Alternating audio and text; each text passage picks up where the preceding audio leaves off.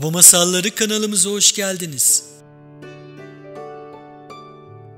Bu videomuzda sizler için Karlar Kraliçesi ile ilgili bir masal anlatmak istiyorum. Bir varmış, bir yokmuş. Evvel zaman içinde uzaklarda büyük bir kentte iki küçük çocuk varmış. Bunlar birbirleriyle arkadaşmış. Ancak birbirlerini kardeş gibi severlermiş. Erkeğin adı Kay, kızın adı Gerda'ymış. Bunlar sürekli birlikte oynar, hiç ayrılmazlarmış. Gerda'nın bir de büyük annesi varmış.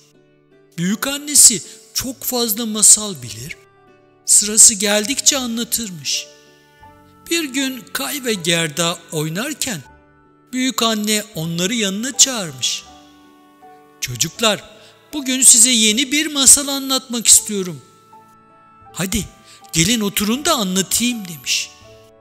Çocuklar sevinçle büyük annelerinin yanına oturmuşlar ve can kulağıyla masalı dinlemeye başlamışlar. Büyük anne çocuklara kışın her tarafı kaplayan bembeyaz örtüsüyle ünlü Karlar Kraliçesi'nin masalını anlatmış. Çocuklar büyük annenin anlattığı masalı dinlemişler. Daha sonra yatıp uyumuşlar. Ertesi gün her taraf karlarla bembeyaz kaplıymış. Çocuklar sokaklara dökülüp başlamışlar kızaklarla kaymaya. O sırada oradan kocaman bir kızağın geçtiğini görmüşler. Kızağı bir düzine beyaz geyik çekiyormuş. Çocuklar hemen bu büyük kızağın arkasına takılmışlar. Bir süre kaydıktan sonra çocukların çoğu kızağı bırakıp geri dönmüşler. Yalnız Kay kızağı bırakmamış. Bu arada kentten de oldukça uzaklaşmış olduğunun farkında değilmiş. En sonunda kızak kendiliğinden durmuş. Kızaktan bembeyaz pelerinleri içerisinde Karlar Kraliçesi inmesin mi? Kay, Karlar Kraliçesi'nin büyük annenin masalında dinlediği kraliçe olduğunu anlamış. Karlar Kraliçesi Kay'a, "Çok üşümüşsün, gel yanıma otur" demiş. Kay, Karlar Kraliçesi'nin yanına oturup onun verdiği pelerine sarılmış. Bir anda üşümesi geçmiş.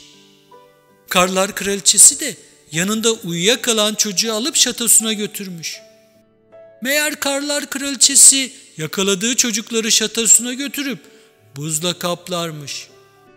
Kayı da bu şekilde buzdan bir heykelcik yapıvermiş. Kentte ise Kay'dan uzun süre haber alamayan Gerda arkadaşını aramaya koyulmuş. Karlarla kaplı ormana doğru yürümüş. Ormanda arkadaşını ararken küçük bir kulübeye rastlamış. Kulübeye yaklaşınca kapıyı ihtiyar bir kadın açmış.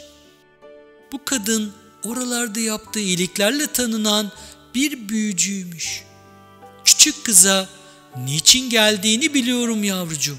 Arkadaşın Kay'ı arıyorsun. Bakalım bahçede duran karga arkadaşının yerini biliyor mu?" diyerek Gerda'yı arka bahçeye götürmüş. Bahçede gerçekten de bir karga dalda bekliyormuş. Kargaya Kay'ın nerede olduğunu sormuşlar. Karga da onlara Kay'ın nerede olduğunu ancak ormanda yaşayan küçük kız bilir demiş. Bunun üzerine Gerda yaşlı kadından izin isteyip yoluna devam etmiş. Ormanın derinliklerine doğru inmiş. Yürümüş. Dolaşırken mini mini çok güzel bir kulübe görmüş. Kulübenin kapısı açılmış. İçeriden kara karganın bahsettiği küçük kız çıkmış. Gerda'ya, "Hoş geldin. Ben de senin gelmeni bekliyordum" demiş. Gerda'yı içeri alıp ateşin başına oturtmuş. Ona getirdiği yiyeceklerden vermiş. Daha sonra birlikte uyumuşlar. Sabah olunca küçük kız Gerda'yı kulübenin yanındaki samanlığa götürmüş. İçeride güvercinlerle geyikler varmış. Güvercinler ötmeye başlamışlar. Küçük kız güvercinlerin dilinden anlıyormuş. Gerda'ya güvercinlerin ne demek istediğini anlatmış. Güvercinler Kay'ı Karlar Kraliçesi'nin kaçırdığını, onu şatosunda hapsettiğini, oraya nasıl gidileceğini, geyiklerin bildiğini söylemiş. Bunun üzerine yola çıkmak için hazırlıklar yapmışlar. Geyikleri kızağa bağlamışlar. Gerda küçük kıza kendisine yardımda bulunduğu için teşekkür etmiş. Birbirlerine el sallamışlar. Gerda geyiklerin çektiği kızakla yola çıkmış. Günlerce yolda gitmiş. Dünyanın en kuzey ucuna, bembeyaz, kar örtüsünden başka hiçbir şeyin görülmediği diyarlara varmışlar. Sürekli lapa lapa kar yağıyormuş. Geyikler bir süre daha gittikten sonra bembeyaz bir şatonun kapısının önünde durmuşlar. Gerda, Karlar Kraliçesi'nin şatosuna geldiklerini anlamış. Gizlice içeriye girmiş. Şatonun içerisi de dışarısı gibi bembeyazmış. Gerda şatonun içerisinde yürümeye başlamış. Bir yandan da Kay'a sesleniyormuş. Şatoda kendi sesinin yankısından başka hiçbir şey yokmuş. Gerda buzdan bir kapı görmüş. Kapıyı açınca içeriye bakmış. Odanın ortasında Kay'ı donmuş bir şekilde bulmuş. Sanki buzdan bir heykelcik gibiymiş. Gerda Kay'ın ölmüş olduğunu zannederek başlamış ağlamaya. O kadar çok ağlamış ki gözünden akan yaşlar yerlere dökülmeye başlamış. O anda bir mucize gerçekleşmiş. Gerda'nın gözlerinden akan yaşlar dondurulmuş Kay'ı eritmeye başlamış. Üzerini kaplayan buzların erimesiyle Kay kendine gelip konuşmaya başlamış. "Gerda, seni gördüğüme o kadar çok sevindim ki," demiş. Gerda da Kay'ın ölmediğine çok sevinmiş. Kay, Karlar Kraliçesi'nin şatodan ayrıldığını, fakat her an geri gelebileceğini söylemiş. Hemen şatodan çıkıp geyiklerin çektiği kızağa binmişler ve kuzey ülkesinden ayrılmışlar. Evlerine geri dönmüşler. O anda Kay büyük annesinin sesini duymuş.